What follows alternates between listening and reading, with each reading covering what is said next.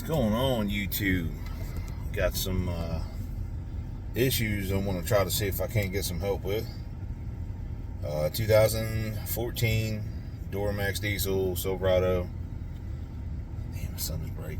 So I'm gonna flip the camera around, show you the issue, what the truck's telling me, and then we'll come back around and talk about it a wee bit. Exhaust quality poor. See owner's manual, which says nothing about the exhaust quality. Here we go. So it's counting down, fixing to throw me in limp mode. Now that water and fuel service required, I mean, I've drained the filter, I've changed the filter. Reading some of these forums, it's some people are telling me it's just the nature of the sensor, doesn't work correctly, blah blah blah, whatever. I don't know. That's not our issue right now. So now our issue, dealing with NOx sensors. Had this issue. She counted all the way down to 4, and then once she got to 4, that was it. I can only do 4 mile an hour. So got online, the old interwebs, checked some stuff out. Couple YouTube videos were a little helpful, but nothing that was showing me the same exact issue. And if it did, there was no response on, did it get fixed? What did you do if it did the fix you was talking about work? So I was told to grab one of these elite launch, what do they call it, bi-directional scanner or whatever. Not terribly expensive, about $200, $150, something like that. This is apparently only a GM one. It only does GM vehicles, which that's what I drive anyway, so that would help. All right, to the problem.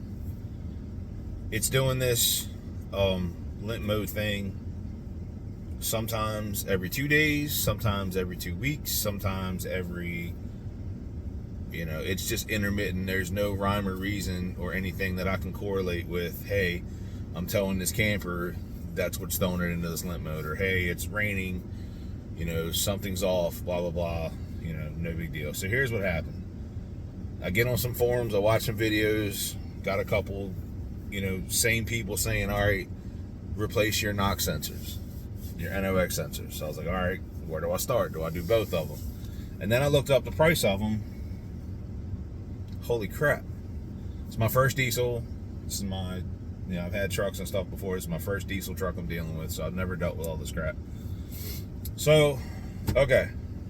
Started NOx 1. I should replace that one. Read some instructions on how to do it. You put the sensor in, you go into the scanner, you do a reset on the NOx 1, NOx 2 sensor, reset them, and then do DEF quality test. And basically when you click that button to do the DEF quality test, it sends the truck into a regen. So truck regens, it's done anywhere from 25 to 10 minutes. It just this thing just does what it wants, I guess. No rhyme or reason why, whatever, don't care. So NOx 1's been replaced. This one away for about a week or two, started coming back up again. Now, before I replaced the first one, NOx 1, I started the truck, I drove the truck around for a little bit, got it up to temperature, hooked the scanner up to it, and pulled it up to where I could see the ohms, the heater trigger, and the parts per million on the NOx sensors. Before I replaced the first one, I could see that the first one was like reading 20 parts per million, and NOx 2 is reading like anywhere from 70 to 170. So I was like, all right, well, I do kind of understand the way it works. NOx 1 is supposed to be reading more because it's getting raw fuel or raw exhaust, and NOx 2 is supposed to be reading way less because whatever that, I know what it's called, it's just off the tip of my tongue right now, whatever's between that, basically the catalytic converter of a diesel is doing its job. So, all right. Replace one, regen, got on the road, drove for 2 weeks, this comes back up. So then I pull all that data up again, scan it again, read it while I'm driving down the road. Now, NOx1 is reading within what some mechanics are telling me it's supposed to be, or at least reading higher than NOx2. So, all right, 1's higher, 2's lower, that means the filter's working. Converter, whatever that's doing is working. So, okay. Then I'm watching it going down the road, and I see NOx2 is zeroing out. Then it's going negative, and it's not going negative 20 or 30. It's going negative 199 every time. It goes, when it switches down, boom, 199 negative. Comes back up, hits 30, hits 50, 110, 300 parts per million. Like it goes all over the place. So I pulled over and idled. Sat there idled, checked it all out. Again, NOx2 is just all over the place, sporadic. So I was like, all right, let's go back on the forums, let's figure this out. So then I have people, one are saying, it's not the sensor, it's whatever the converter is. It's got a special name, I know. It's early in the morning. It's so I'm like, all right, now I'm at an impasse. Obviously, eventually I'm going to try to change the NOx2 and see if that does anything. I'm not made of money. I don't have, $600-700 just to throw around whenever the truck decides it wants to be a butthole. So my question to you guys is, have you ever dealt with this issue? What did you try to fix it? What didn't work? What did work?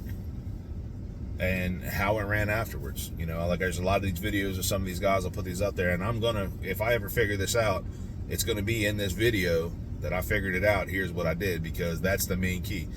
Problem with YouTube is everyone's having these issues, but once they get the issue resolved, they're gone. They don't come back on for the most part. Some do, some don't, and let you know, hey, this is exactly what I did, and it fixed my issue. I understand that some issues are different than others. So it is what it is. That's my question. Now, I know, delete it. Yeah, I wish I could. Can't. I'm driving in Maryland. I drive on a base. I'm a bitch. I'm scared. I ain't gonna lie. I'm scared to get caught. I'm hearing there's a $10,000 fine that's involved with it if you get caught. I don't even have the $500 for the sensor, let alone a $10,000 fine because EPA wants to get me. Now, I know you've deleted yours, you've never had an issue. Yeah, I got the worst luck in the world. It could be raining titties and I'd get hit with a dick. That's how bad my luck is. So that's where we're at with it. I can't delete it at this point. If I'm going down this road eventually and we've replaced all the sensors, it's still acting like a butthole, and deleting it seems to be my only option, we'll cross that bridge when we get there. At this point, I want to try not to delete it. Taking it to the dealer? No. They want $600 some just to run the test. They wanted another $700-800 or something like that just for the sensor alone. I think I was finally able to get it through the dealer for $6 something or $5 something. I can't remember exactly how much, but it's expensive. It's not a $70 sensor off of Advanced Auto. So that's where we're at. Oh, excuse me. Yeah. I don't trust the dealerships. Every vehicle I've taken to the dealership in my area has come back worse than it was when it started.